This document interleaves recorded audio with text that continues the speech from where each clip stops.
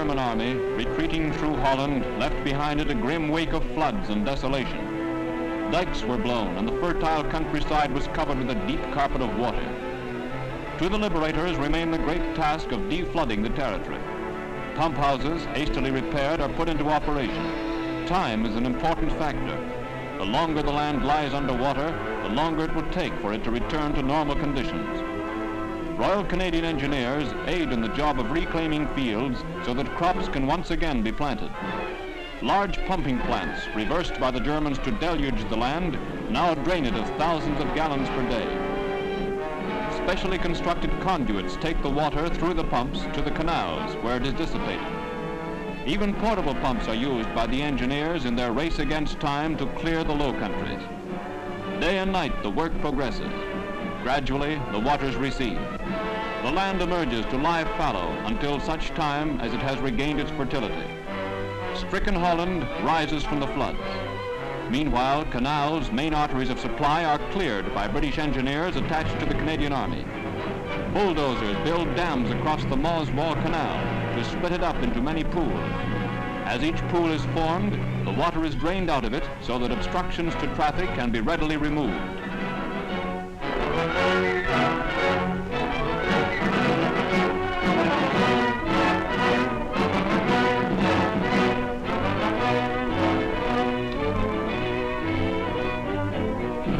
A bridge, demolished by the retreating enemy, blocks the passage. With the water reduced to low ebb, engineers are able to reach it with demolition charges to facilitate its removal.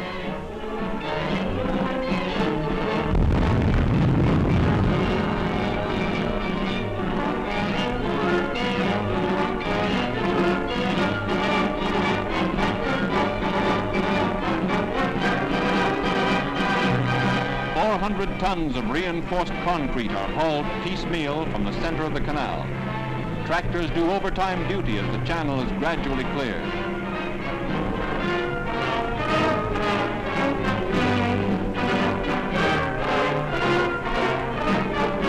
When all obstructions are removed from the bed of the waterway, steam shovels haul away the earth which forms the temporary dams. The big operation goes into its final stage.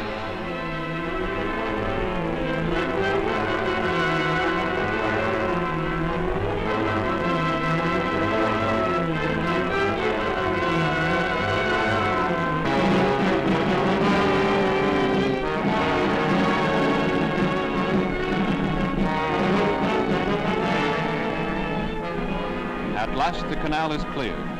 It becomes a beehive of activity as priority traffic commences to move up the supply line. Loaded to the gunwales with vital commodities, the boats unload their precious cargoes.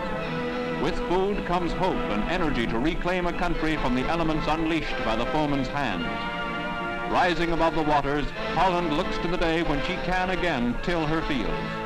Then she will be independent of the shipments now so necessary from her friendly allies.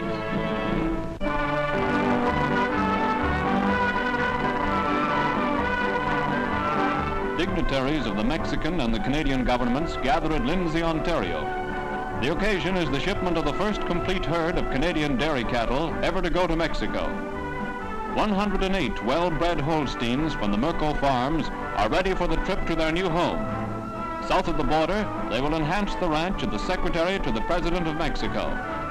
The Deputy Minister of Agriculture, Dr. Barton, welcomes the Mexicans to the Dominion.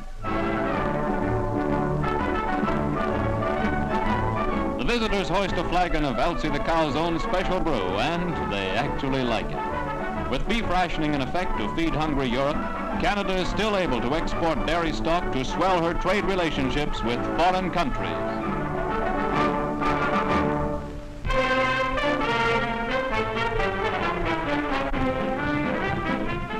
At the Canadian Dental Corps Technical Training Center in Toronto, a group of the Corps' 1,200 dental officers attend a refresher course.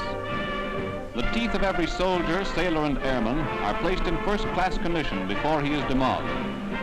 At the training center, doctors receive instruction in new techniques and advances in treatment methods so the job will be well done. As the Canadian Dental Corps looks after all three services, standardized methods of treatment are demonstrated and practiced. This means that any member of the Navy, Army, or Air Force gets the same dental care anywhere in the world. 60 dental companies serve Canadian forces in at least 10 different countries and on the high seas. Their treatment is all kept uniform and up to the minute, thanks to the Dental Technical Training Center.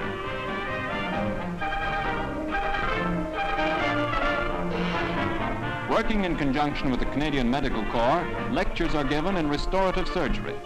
Special training fits dental officers and technicians for their jobs in major hospitals.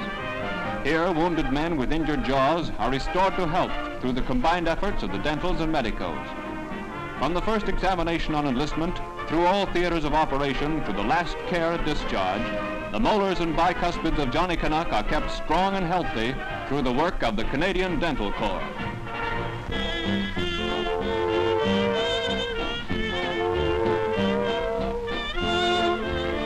Among the many leave centers for Canadians on the continent, the one at Amsterdam enjoys great popularity. For those inquisitive souls who want to see all the interesting spots in the town, an information service can answer any question they wish to ask. The ancient city is a joy and a delight to the sightseers.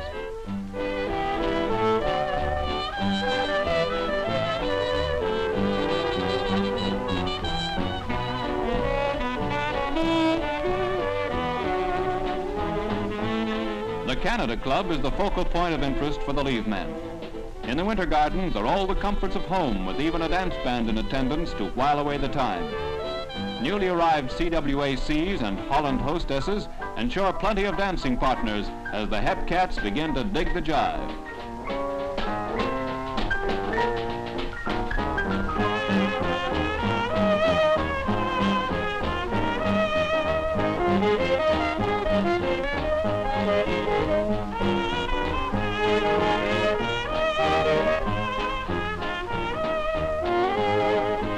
Waiting for the trip back home, Canadians find plenty of amusement on Amsterdam leave.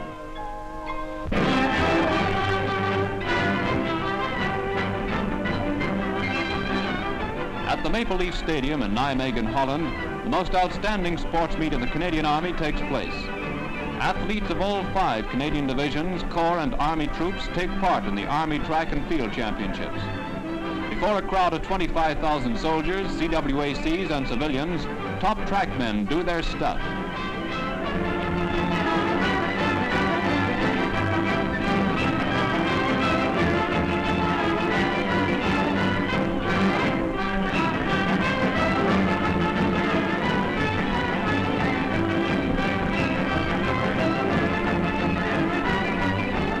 Starting with unit competitions and working up to the Army level, only the cream of Canadian Army track and field performers remain to compete for coveted trophies.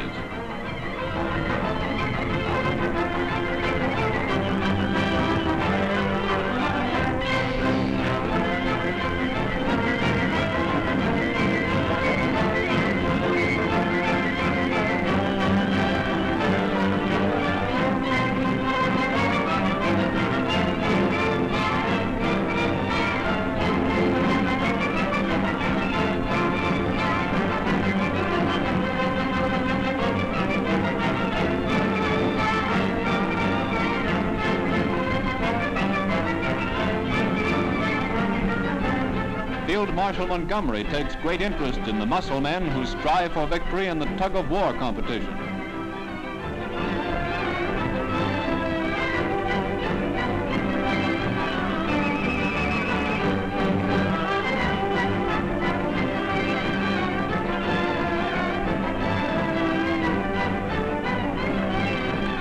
To the winners of events go medals.